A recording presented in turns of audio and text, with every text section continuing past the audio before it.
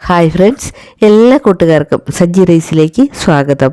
ഇന്നത്തെ നമ്മുടെ റെസിപ്പി എന്ന് പറയുന്നത് മുളപ്പിച്ച മുതിര കൊണ്ട് തയ്യാറാക്കിയ നല്ല ഹെൽത്തി ആയിട്ടുള്ള ഒരു തോരനാണ്. അപ്പോൾ ഈ തോരൻ എങ്ങനെയാണ് തയ്യാറാക്കിയെടുക്കുന്നത് നമുക്ക് നോക്കാം.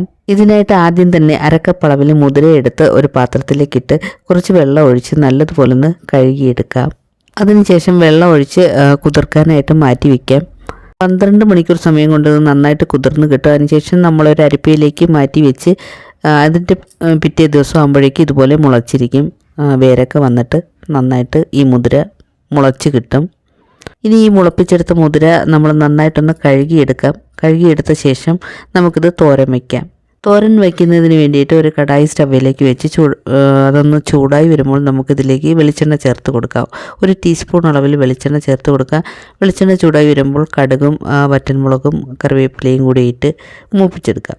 ഇത് മൂത്ത് വരുമ്പോൾ നമുക്കിതിലേക്ക് ഉള്ളി അരിഞ്ഞ് ചേർത്ത് കൊടുക്കാം. 1/4 കപ്പ് അളവിൽ ഉള്ളി അരിഞ്ഞത് ചേർത്ത് നന്നായിട്ടൊന്ന് വഴറ്റിയെടുക്കാം. വീഡിയോ കണ്ടുകൊണ്ടിരിക്കുന്ന കൂട്ടുകാർ മറക്കാതെ ഒന്ന് ലൈക്ക് ചെയ്തേക്കണേ. അതുപോലെ ആദ്യമായിട്ട് കാണുന്നവരാരെങ്കിലും ഉണ്ടെങ്കിൽ സബ്സ്ക്രൈബ് ചെയ്തൊന്ന് കൂട്ടാക്കാനും മറന്നു പോകരുത്.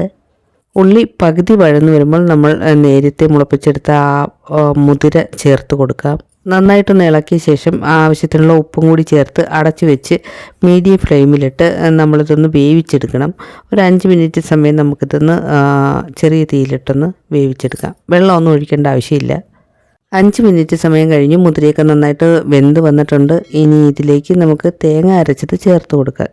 1/4 കപ്പ് അളവിൽ തേങ്ങ ചിരകിയതിലേക്ക് നമ്മൾ ജീരകം, മഞ്ഞൾപ്പൊടി, കറിവേപ്പില, വെളുത്തുള്ളി അല്ലി ഇത്രയും കൂടെ ചേർത്തൊന്ന് ചതച്ചെടുത്തതാണ്.